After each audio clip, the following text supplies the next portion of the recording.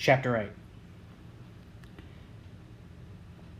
James Edwards sat on the bench in Battery Park next to Kay, still the only name he'd been given, first or last who sipped at his coffee. He kept trying to get his mind around it, but it just didn't want to stretch. Aliens? Son of a gun, aliens. Little green men from wherever. Damn him. Kay said, "At any given time, we've got around 1,500 aliens on planet. Most of them right here in the city, but quite a few others spread around the whole world. And nearly all of them are decent folks, trying to make a living and to blend in." Edwards had an epiphany. Cab drivers? Kay grinned around a mouthful of coffee. Not as many as you might think. He gestured at one of the passerby, a tall, gorgeous woman in jogging clothes, tight shorts, tank top, headband, and earphones coming from a tape or mini CD player. Her state-of-the-art running shoes probably cost $150. Take that woman there. I wouldn't mind, Edwards said. Then he thought about it. Whoa, don't tell me. She's an alien. No, she's human, and she probably thinks she's pretty hip, knows what's what, but she doesn't have a clue that there are creatures from another world running around in Midtown. And the thing is, she doesn't want to know. Kay nodded at other people in the park. That old man with the dog, those two women pushing baby carriages, they don't know either. See, it would wreck their worldview to know. Most people can't deal with the naked truth. People are smart. They could handle it. Wrong. A person can be smart, but people are dumb. Clump people together and spook them, and what you get is a mob. And a mob is only as smart as the stupidest person in it. He looked at Edwards. Not that you're going to have to worry about people who don't know our little secret. Thing is, if you join us, you won't have an outside life. No wife, no kids, nothing. You cut off contact with everybody you know outside the black. In your case, it shouldn't take too long. And what you get for a prize is lone hours, dangerous days, and no recognition. You don't even get a favorite shirt unless you like white. Edwards stared at Kay. Why would anybody in his right mind go for this deal? Nobody in his right mind would, given the choice.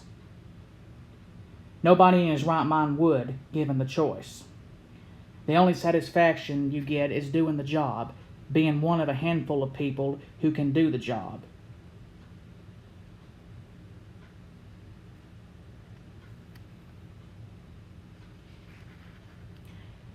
Kay pulled another picture from the file and handed it to Edwards. It was the kid with the flowers. Definitely Kay, a whole lot younger. He faced an alien from 5 feet away, but the flowers were now down on the ground, scattered around his feet. There's the speech, Kay said, the one I didn't get. I didn't volunteer, see? I got drafted. You get a choice. Edward shook his head. I don't know. Smart. One of the smartest things you could say. Up until about 500 years ago, almost everybody on the planet thought the world was flat. That if you sailed far enough away from known territory, you'd drop right over the edge and fall off, landing God knew where. But they were wrong. 400 years ago, almost everybody who knew anything knew that the world was the center of the universe. No question. The sun revolved around us. We were it. They were wrong too. 200 years ago, the best doctors in Europe thought disease came from the athether, bad night air, and you slept with your windows closed so it wouldn't get into your house and get you. 50 years ago, a good breakfast was bacon, eggs, bread, butter, milk, coffee, maybe some cereal with cream and lots of sugar. All the experts said if you wanted to stay healthy, you'd better eat like that. You have a point, Edwards said. Yeah, 100 years from now, whoever is here will probably pee themselves laughing at what we believe. Thing is, we The thing is, we don't live in the future. We live in the now. And now the truth is, we have aliens walking around on our planet. Only a handful of people know this, and at the moment, you are one of them. You are like the guy who knew that the world was round when nobody else believed it. The guy who knew germs caused disease, that the earth wasn't the center of the universe, that bacon and eggs will clog up your arteries and kill you deader than black plastic. You have access to a piece of the truth that most people don't. The truth isn't always popular or pretty, but it is the truth. Edward stared out into the park. And you want me to give up my identity, never get close to anyone except, no offense, you and some other dudes in black suits, to pay for knowing the truth? Kay stood. He nodded. That's the deal. Doesn't seem worth it, does it? But there it is. Edwards looked at him. Kay pulled something from his pocket. Looked like a mini tape recorder. He tapped it on his palm. Tell you what, you have until tomorrow to decide. And if I decide not to, what is to keep me from babbling all this to anybody I run into? Maybe taking out an ad in the paper. Aside from the risk of spending the rest of your days in the lock ward of the nearest mental institution, you think anybody would believe you if you told them? Edward shook his head. Point taken. You wouldn't tell them, though. You can't be sure of that. Oh, I think I can. He looked at the mini tape recorder, then put it back into his coat pocket. Be at the building tomorrow morning to let me know what you decide. Edwards walked through the streets of his neighborhood, considering his future. It wasn't a bad part of town, relatively speaking. He seldom got awakened by gunshots, and he'd learned how to tune out the sirens. A couple of the neighbors in his apartment building usually nodded or smiled at him, though that was probably because they knew he was a cop. Even his landlady sometimes cut him some slack because he was on the job. It didn't hurt to have one of New York's finest living in the building if a tenant got rowdy or some kid was casing the place to rip somebody off. Seeing Edwards come out in uniform, in the bag, plainclothes cops called it, had a certain spook value. There was a decent bodega half a block away from his place, had great burritos and not bad ham and cheese sandwiches. Days he didn't feel like cooking, and that was most days, he could pick something up to eat there and not worry about the quality. And Edward's place was rent-controlled too. What more could you ask for? He passed a wino hunched in a doorway, nodding out. Guy smelled of pee and old Mad Dog, a heavy dose of unwashed body odor thrown in. Or was it a winnow? Maybe it was somebody from Beta Alpha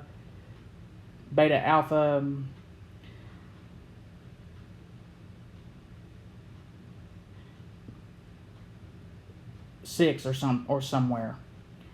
Until today, he'd never considered such a thing. That sci-fi stuff, yeah, it was entertaining and all, but he never thought it affected real life. Turned out he was wrong. He really didn't like that, being wrong. If he stopped and shook the window down, would he find the blaster tucked away somewhere? Some kind of futuristic thingamajig that brought in a TV signal from beyond the moon? A tentacle instead of an arm? That's what really nagged him. Sure, he had a pretty good life overall.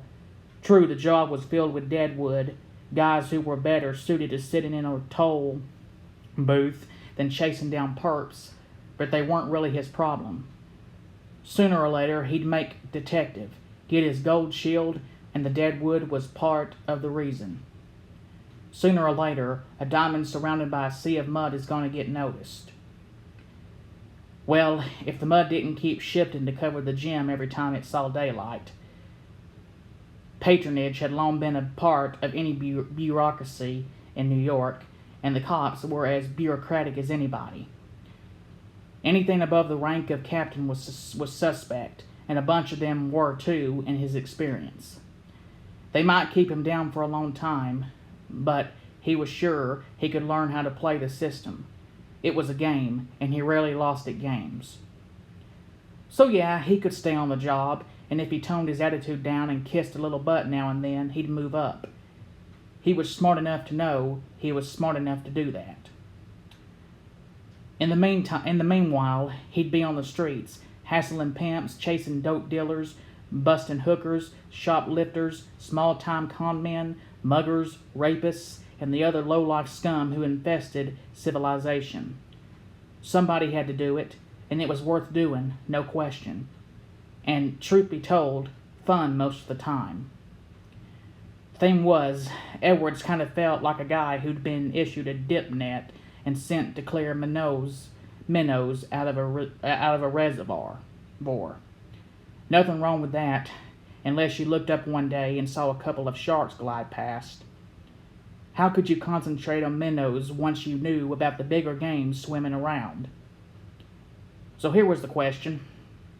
Stay where he was, doing what he knew how to do and do pretty damn well, or chuck it all to join up with some quasi-secret organization full of bad dressers to deal with aliens and not talking somebody just sneaked in on the cargo boat from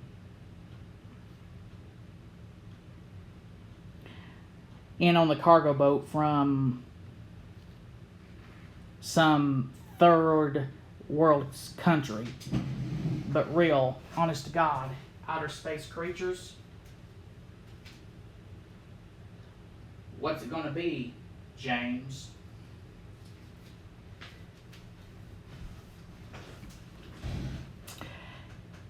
Edgar finally found what he thought might be a hiding place for his ship, a mostly empty structure that was home to myriad small creatures, 6- and 8-legged ones. From their forms he could recognize a certain ancestral kinship, little brothers as it were, or maybe little great-great-grandfathers. Edgar was behind the structure with his ship, pondering the best way to go about getting the now repaired vessel into the artificial cave, when he heard a terrain vehicle arrive and pull to a stop. He walked around the structure, saw a Terry open a large door to the building, admitting inside a blast of bright sunshine. The Terry was dressed in some kind of uniform. An ID tag on the creature's chest read, Zapham. Edgar's translator couldn't turn the name into anything in Edgar's language. The Zapham Terry carried a metal tank. Apparently the Terry did not see him, but it did notice the small creatures scurrying about inside the building, trying to hide from the light. Well, well, looky here, the Zapham Terry said. He set the metal tank down and unfurled a thin hose from it. He put some kind of breathing mask over his face. He turned a valve on the tank. A vapor spewed from a nozzle on the end of the tank. The Terry began to spray the substance into the building. Edgar sniffed at wisps of the escaping spew. Not a bad scent, rather invigorating. Actually, compared to the bland nitrogen, oxygen, and a few trace elements atmosphere. However, the gas seemed to have a deleterious effect on the scuttling small ones. They began falling over. Some kind of intoxicant? Some kind of poison? What do you think you are doing? Edgar asked. The Terry started, then turned to look at Edgar. Oh, hi, I'm just taking care of your pest problem. He waved the nozzle at the small ones. They are gonna be history in a few minutes. Really, this was too much. He was killing the little brothers. Edgar said, Pest problem? Yes, I had noticed. This planet is filled with undeveloped, unevolved, murderous pond scum, scurrying about their short, pointless lives as though they meant something. The Zapham Terry said, Well, yeah, don't you want to get rid of them? Oh, indeed. In the worst way. With that, Edgar grabbed the creature's breathing mask, ripped it off, then shoved the nozzle of the spraying device into the Terry's oral cavity. The Zapham Terry choked, gagged, then fell to the ground. It gargled a few times, twitched, and spasmed, then died. During its death throes, the Terry dropped a metal ring with small, jagged metal bars upon it. Edgar queried his translator. Keys. Devices for opening locks, such as houses and vehicles. Ah. He looked at the vehicle in which the Terry had arrived. It was quite large, the vehicle. The rear section of it had sufficient room so that a careful placement of Edgar's ship would not overload it. Aha! Here was a solution to the awkward method of moving the ship. Why leave it here when he could take it with him? There must be something around here he could use for a ramp. Edgar walked into the structure to search for such a thing. He nodded at the bodies of the little brothers. I have avenged you, he said, and crossed the bridge in the knowledge that this Terry is but the beginning. Edward saw the old guard from the day before sitting in the same chair, reading what looked like the same comic book. Was he something other than he appeared to be? The guard looked up, nodded. A second later, the elevator opened, and Kay stood there, looking at Edwards. He raised an eyebrow. Edwards took a deep breath, blew part of it out, nodded. I'm in, he said. Kay grinned. Edwards saw him put the little tape recorder into his pocket. This way, Kay said. Edwards got onto the elevator, wondering how the guard had summoned Kay. This time, the elevator began to descend when Kay touched the control. One thing, Edwards said. I'm in because I don't want to be one of the sheep walking around staring at the ground. But before you beam me up to the mothership, a couple of things I want to get straight. You chose me for my skills, but as of now, you can cease with all that son or kid or sport shit. Is that cool? Cool, Slick, Kay said, but as to all those skills of yours... The elevator stopped, and the door slid open. Well, as of now, they don't mean a whole hell of a lot. Edwards stared. The elevator had opened onto a huge, multi-leveled atrium, kind of 60s in design, sleek, uncluttered, manned by humans and aliens. There was a kind of platform right outside that looked out over the giant space. Man. An alien, unlike any he'd ever seen before, walked past. On the ceiling. How did it do that? He, she, it, whatever, nodded from its upside-down walk at Kay. Made a noise halfway between a parakeet's cheep and a whoopee cushion. Kay waved at the alien. Yeah, this is the new recruit. I'll introduce you later. Come on, son, Slick. Kay led him down a spiral ramp. They passed what looked like immigration control at the JFK airport. A human sat at a desk. A line of aliens, all kinds of aliens, stood there, waiting to be processed. A large humanoid creature stood at the front of the line, and while Edwards wasn't sure, he thought the guy looked pissed. Edwards slowed way down to check it out. The human at the desk looked at a weird little book.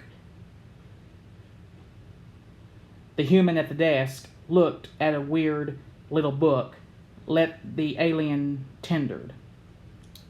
Passport had to be. Welcome to Earth, sir, the human said. Purpose of your trip? The alien said, diplomatic mission. Length of stay? Lunch. Anything to declare? Are you carrying any fruits or vegetables? Kay grabbed Edwards by the arm and moved him along. Come on.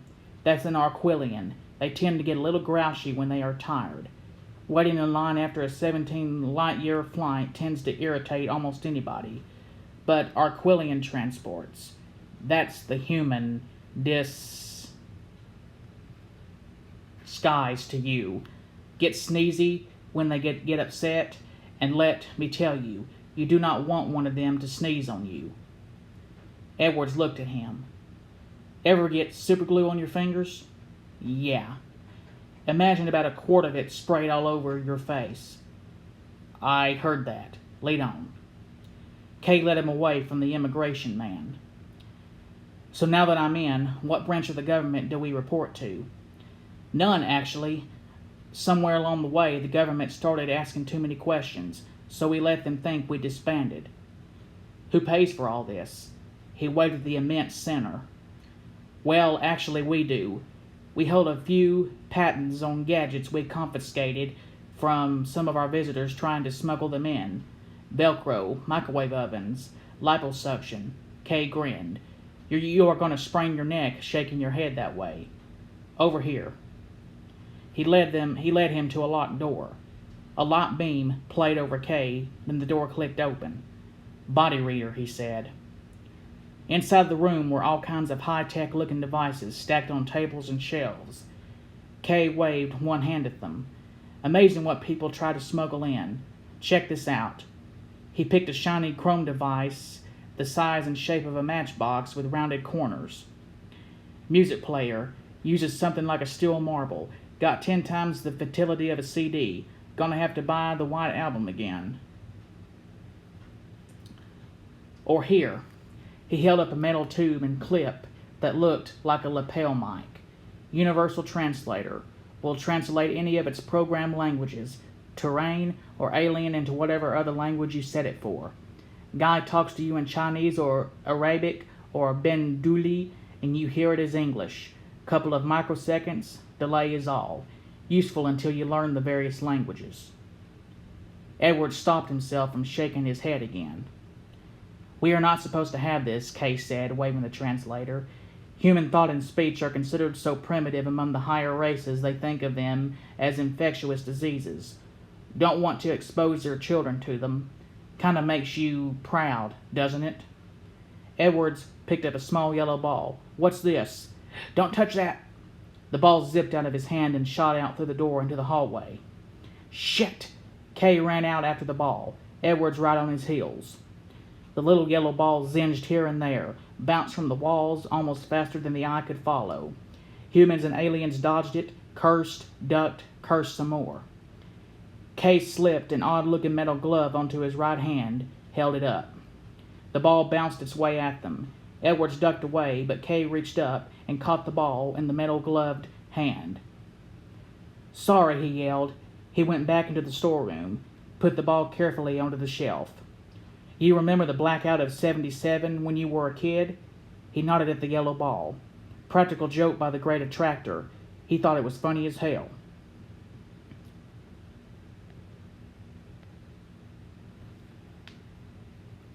Edwards stared at him. This your way of telling me I got a lot to learn? Well, you are smarter than you look. Course, you'd have to be. Come on. They went.